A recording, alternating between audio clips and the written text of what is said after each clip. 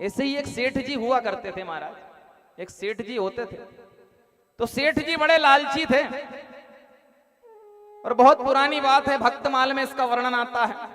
सेठ जी बड़े लालची, यहां तक कि अगर कहीं लंबी चौड़ी यात्रा करनी हो तो वहां भी किसी वाहन से सफर ना करें, पैदल ही चले जाए कि भैया पैसा खर्च होगा। तो एक दिन उनकी पत्नी ने कहा कि महाराज इतना जोड़ जोड़ कर कहां ले जाओगे, सब धरा ही रह जाएगा। वो धर्म पत्नी वही है जो धर्म में अग्रसर करे।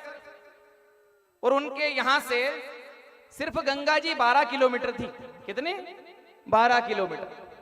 अब इतनी दूरी पर थी कि कहा कि आप चले जाओ, कम से कम गंगा जी में चले जाओगे तो स्नान कर लोगे तो यूं ही आपका भला हो जाएगा, कल्याण हो जाएगा। अब आत्म कल्याण चाहने वाली पत्नी ने जब ये बात कही तो सेठ जी ने मन ही मन विचार किया कि हाँ, कौन जाएगा वाहन से, पैदल ही चले गए। अब जैसे ही पैदल पैदल गए महाराज, फिर एक विचार किया कि गंगा जी के तट पर अगर गया और कहीं वहां कोई पंडा मिल गया तो उसे दान पुण्य करना पड़ेगा, और पंडा तो जिद करेगा, दक्षिणा लेगा, और अगर वो जिद करेगा तो मुझे शर्म के मारे देनी पड़ेगी। तो उन्होंने विचार किया कि यही गंगा जब इस घाट पर है तो यही गंगा मरघट पर भी होगी। तो घाट छोड़कर वो मरघट पे स्नान करने चले गए कि वहां कोई नहीं मिलेगा। जब ये मन में विचार किया तो मरघट पर जाकर स्नान करने लगे। सारे वस्त्र निकाले, जैसे ही मरघट पर उस नदी में डुबकी लगाई तो आज भगवान विष्णु परीक्षा लेने के लिए पंडे का रूप धारण करके आ गए। और पंडे का जब रूप धारण किया और जैसे ही वो जल से बाहर आया तो पंडा को देखते हुए धूजने लगा कि भैया आप तो देना पड़ेगा। तो कहा भैया, सेठ जी ने आज कहा कि आप तो गंगा के घाट पर रहते हैं, या मरघट में क्या कर रहे हैं? कहा भैया हम बड़े संतोषी हैं, और जैसे आप यहां पर स्नान करने आए हैं वैसे भक्त यहां पर साल 2 साल महीने 2 महीने में ऐसा कहीं का पवित्र समय आता है तो पवित्र आत्मा कोई संत महात्मा आपके जैसा भक्त आता है तो वो हमारे साल भर का कार्य पूर्ण कर जाता है, इतना दान कर जाता है। अब आप आए हैं तो साल भर का तो देके ही जाएंगे। सेठ जी ने मन में विचार किया कि साल भर का तो गिनी इतना थोड़ी बनेगा, वो तो श्रद्धा की बात है। तो कि हाँ श्रद्धा की बात तो है, चलो 6 महीने का ही कर देना आप।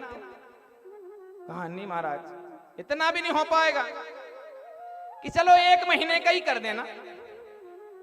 सेठ जी ने कहा देखो भैया श्रद्धा की बात है।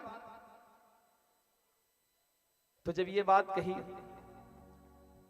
तो महाराज सेठ जी ने कहा मेरे पास कुछ है तो है नहीं।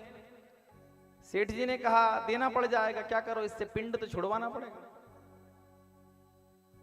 तो कहा भैया कि मेरे पास अभी तो कुछ है नहीं, पर मैं अगली बार आऊंगा तो आपको जरूर देके जाऊंगा। तो जब ये बात कही तो कहा भैया एक काम करो, हम तो उधारी कर लेंगे, संकल्प कर जाओ। कितना दोगे? कहा 1 ढेला देंगे। 1 ढेला? तो कि ठीक है 1 ढेला दे दो। अब वो तो पंडा जी तो स्वयं भगवान विष्णु हैं, आज परीक्षा लेने आए हैं। तो कि 1 ढेले का संकल्प कर दो। संकल्प कराया और कहा कि जाओ उधार है। अब उधारी की कहकर सेठ जी तो अपने घर आ गए। पत्नी से कहने लगे कि मैं स्नान करने वहां गया था, सोचा किसी को देना पड़ेगा तो शमशान घाट पे गया, पर वहां भी पंडे आ गए। कहा महाराज फिर आपने क्या किया? कि उधारी का बहाना लेके आ गया। कि अच्छा। अब सेठ जी आकर घर विराजमान हुए। 1 दिन हुआ, 2 दिन हुआ,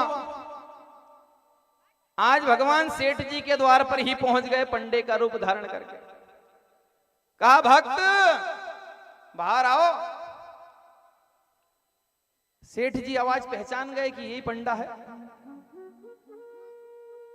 तो महाराज पत्नी से कहा कि कह देना बाहर जाके कि उनकी तबीयत खराब है।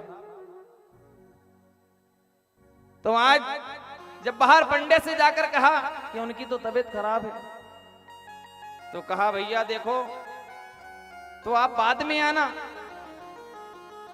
तो कहा देवी कैसी बात करती हो, हमारा भक्त जो है बीमार है और हम उसे छोड़कर चले जाएं? अब तो वो जब तक ठीक नहीं होगा तब तक हम यहीं रहेंगे।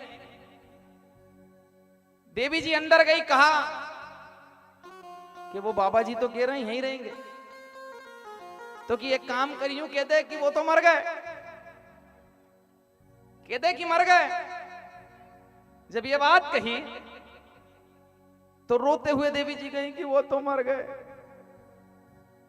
तो कहा देवी मर गए कि हाँ अब तो जाओ, मर गए अब तो, अब जब मरी गए तो चले ही जाओ। कहा देवी कैसी बात करती हो, अब जब हमारा भक्त मर ही गया है तो अब जब तक उसका अंतिम संस्कार नहीं होगा तब तक हम कैसे चले जाएं? लो अभी मैं सारे गांव के लोगों को बुलाकर लाता हूं। अब वो तो भगवान विष्णु, सारे गांव के लोग इकट्ठे हुए, सभी ने एकत्रित होकर उसे बांस से बांध दिया और वो भी सांस रोककर पड़ा रहा। अब पत्नी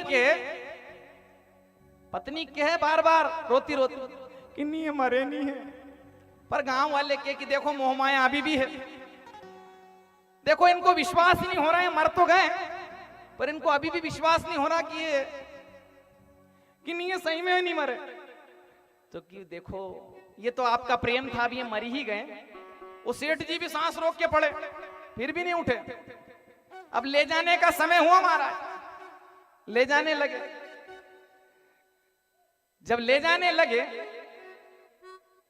तो महाराज शमशान के पास ले गए, जाकर विश्राम घाट में लेटाए